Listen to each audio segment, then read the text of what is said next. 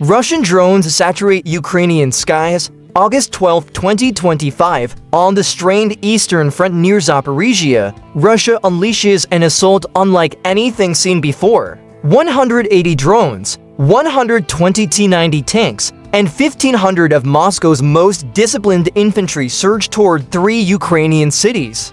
Their mission is clear: to smash through defenses, seize ground, and secure lightning fast. Victory before sunrise. In the Kremlin's eyes, the offensive is unstoppable. What they do not realize is that they are racing headlong into one of the most meticulously engineered traps of modern warfare. Above the battlefield, Ukrainian reconnaissance drones transmit images every 8 seconds, giving commanders a living map of Russian movements. Below the earth, spike traps and minefields lie hidden, waiting to swallow steel. Fields are scarred, with bomb craters designed to funnel enemy armor into narrow channels. Along the ridgelines, Bodana howitzers sit primed, their fire guided by GPS with pinpoint precision down to 2 meters. On the ground, oblit tanks and motorcycle assault. Units lurk in shadow, waiting for the signal to strike back. But questions hang heavy. Will the spikes and mines succeed in halting Russia's core advance? Will the encirclement hold? Will Ukraine's counterblow shatter Moscow's external response formations or collapse against the sheer weight of Russian numbers? The night of August 12, 2025 was no ordinary night. The frontier of eastern Ukraine did not rest in silence. It pulsed with the tension of an approaching storm. In the dark hours before dawn, Russian troops crossed the border, not in the familiar waves of battalions, but as scattered phantoms. They infiltrated in groups of 2s and 5s, threading through riverbeds, creeping through orchards, slipping into half-ruined villages. Their purpose was sabotage, not conquest. They cut communication lines, tampered with defenses, and sought to sow chaos from within so that when the main force advanced, Ukraine would already be bleeding. It was a strategy meant to fracture the defense from the inside out. But at 6:40 a.m., the true horror revealed itself. The sky ignited from 3 directions: Zaporizhia, Pokrovsk, and Novopavlivka. In one coordinated strike, Russia released 180 drones. Some carried high-resolution optics, streaming every trench, bunker, and gun position straight into Russian command screens. The rest were armed with explosives, programmed to dive with surgical accuracy into their targets. The first blasts were devastating. Apartment complexes, hospitals, and grain silos erupted in fire. A swarm of suicide drones descended on a residential street, transforming it into a smoldering crater. In Zaporizhia, a drone slammed into an evacuation bus, killing 23 civilians in an instant. By the third wave, Ukraine's emergency networks had recorded more than 200 civilian deaths, most of them children and the elderly. For Moscow, this was merely the opening act, a preparatory storm of steel locusts meant to strip away resistance. For Ukraine, it was a glimpse into nightmare warfare, where no shelter was safe, no target off-limits, and yet, hidden beneath the chaos, Ukraine's response was already set in motion, an answer designed to twist Russia's advance into ruin. By 7:10 a.m., the ground shook again. This time not from drones, but from engines. From 3 separate axes, columns of Russian armor surged forward. 120 main battle tanks, 45 tons, each rolled in formation so tight the earth itself trembled. Their guns spat destruction indiscriminately, shells hammering schools, bridges, and marketplaces. In the city of Pokrovsk, a single barrage reduced an entire block of homes to dust, entombing dozens alive. Behind the steel monsters came Moscow's true strike force, over 150 trucks hauling 1,500 elite infantry. They advanced with speed and confidence, weapons ready, convinced Ukraine had been crippled by the drone swarms. Commanders issued chilling orders: fire on any building taller than 2 stories. Assume all are enemy observation posts. By the time Russian armor reached the outskirts of Novopavlivka, more than 300 civilians had been killed, entire neighborhoods engulfed in flame. The scale was staggering. Analysts would later calculate that in under 40 minutes, Russia had hurled the equivalent of $500 million worth of men and machinery into Ukraine's front. Moscow believed it was delivering the decisive strike, the kind that would break resistance before the world could even react. But what they did not see was the trap. Beneath the soil of quiet farmland and along the deceptively calm village roads, Ukraine had prepared something far more lethal than retreat. The armored avalanche believed itself unstoppable. In truth, it was barreling straight into a battlefield, meticulously reshaped into a killing ground. Before Russia's army enters the jaws of this trap, I ask you witness this moment with the world. Stand with us, support the channel, and join the fight for truth. Now, let us reveal how the trap is sprung. As Russian tanks pressed deeper into Ukrainian territory, their confidence blinded them to the danger. What appeared to be untouched farmland was, in fact, engineered death, beneath the soil and across. The fields lay a weapon born not of steel alone, but of patience, strategy, and grim necessity. For weeks on end, the engineers of Ukraine's 93rd Mechanized Brigade labored through the darkness, night after night, sculpting a hidden killing ground into the quiet countryside. At precisely 7:23 a.m., the lead Russian T-90 tank crested a shallow ridge just west of Zaporizhia, its weight pressed down on soil that had been deliberately weakened.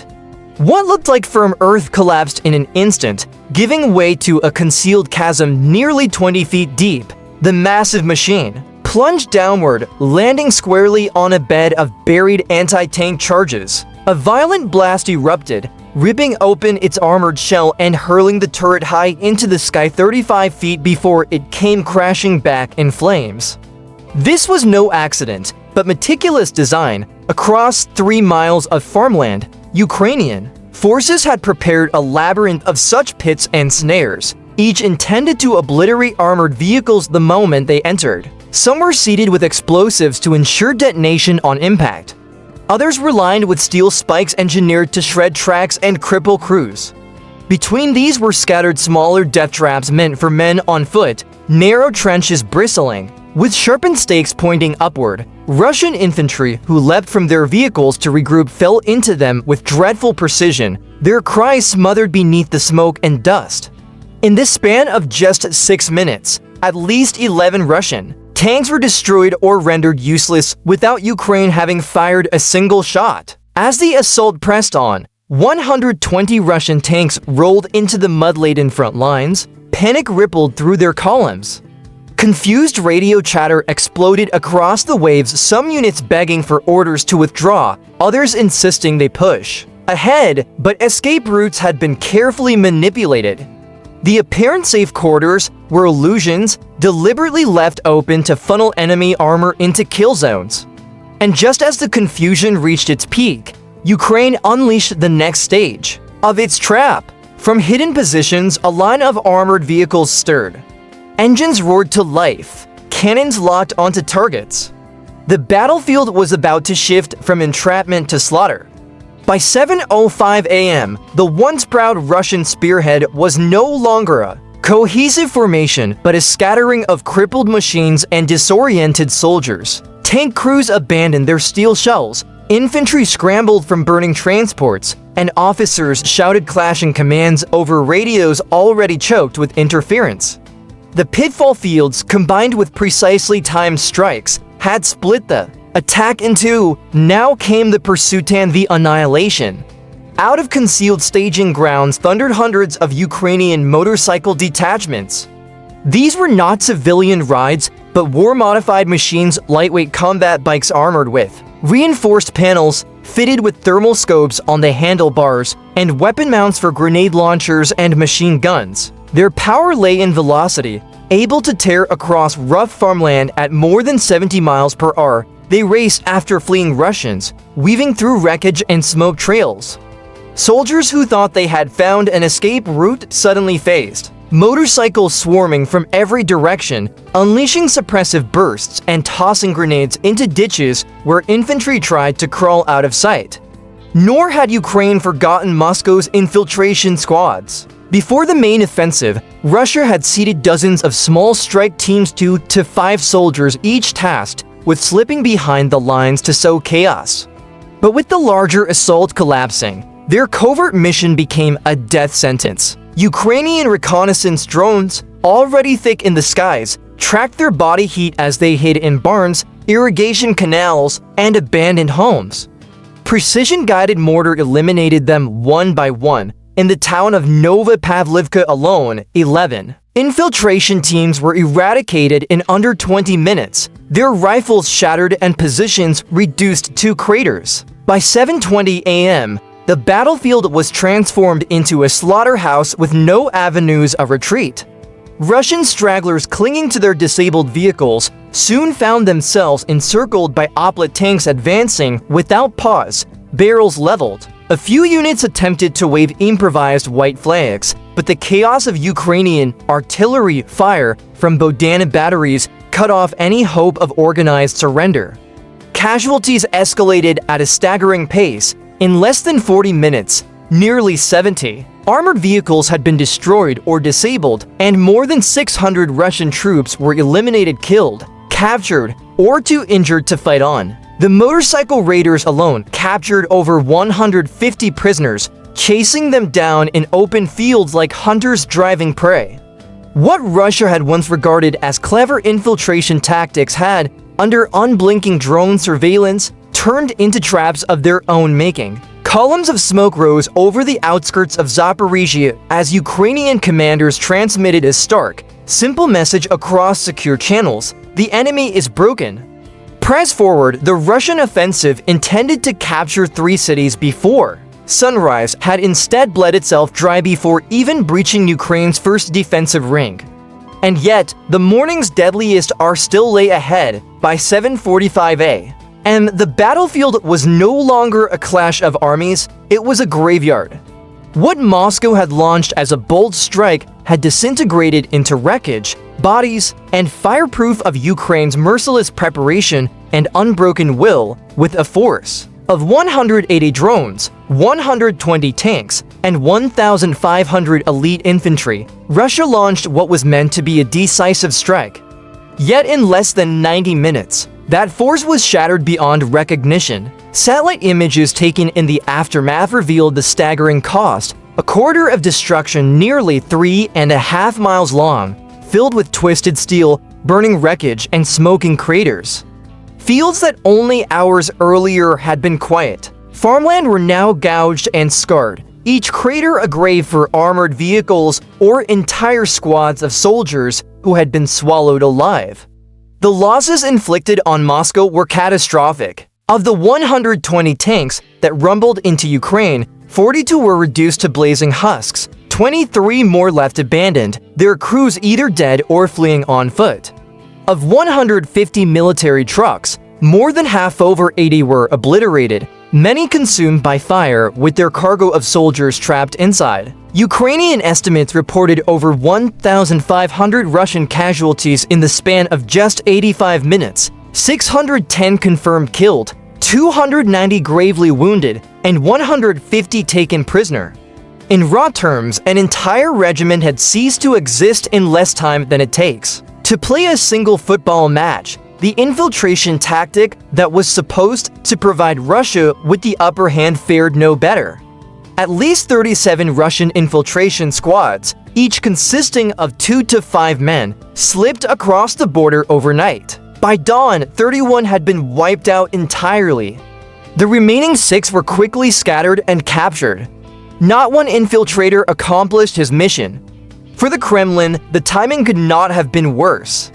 President Putin had gambled on securing a clean, symbolic victory in order to announce fresh territorial gains ahead of his scheduled meeting with Donald Trump. Instead, he awoke to headlines declaring the worst single-day battlefield defeat for Russian forces since the war began. Intelligence sources confirmed that 3 Russian generals were immediately placed under investigation, with one reportedly arrested while attempting to flee Moscow in the early hours after the debacle.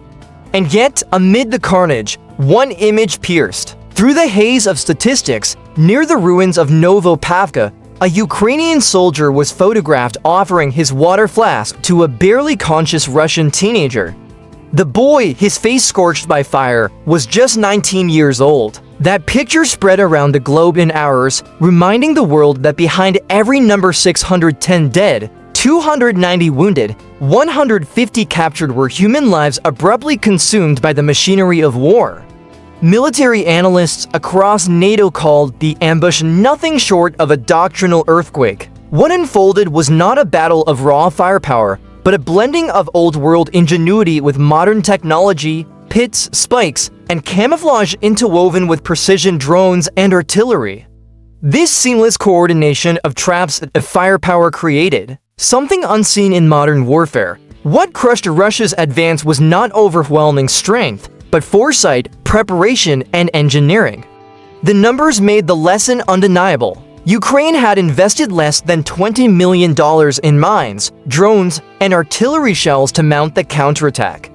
In return, they dismantled a Russian assault force valued at more than $750 million in equipment and manpower. It was more than a battlefield. Victory, it was proof that patience and preparation could overturn brute force. Proof that technology fused with creativity could turn farmland into fortresses. Proof that even when outnumbered, victory remained possible. By 8 a.m. on August 12, 2025, silence fell.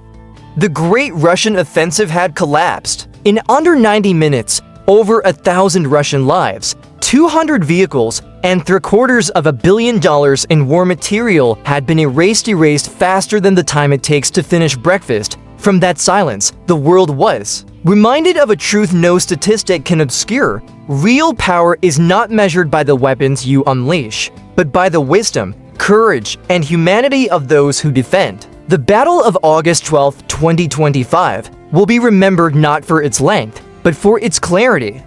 In just 85 minutes, Russia's grand assault armed with drones, tanks, and elite infantry collapsed into smoke and silence. Ukraine's defenders, though outgunned on paper, transformed farmland into strongholds, roads into death traps, and patience into a weapon sharper than any missile. The figures remain staggering: more than 1,000 Russian casualties, 40 tanks destroyed, 80 trucks reduced to ashes, and 31 infiltration squads eliminated in a matter of minutes. What Moscow envisioned as a lightning conquest instead became the single most devastating ambush of the war. But beyond the numbers lies a deeper truth. Brute force without foresight is nothing more than chaos wrapped in steel. For Ukraine, this was not merely a victory of survival, it was a message. A message to Russia, to NATO, and to the watching world that ingenuity, strategy, and resolve can dismantle even the most imposing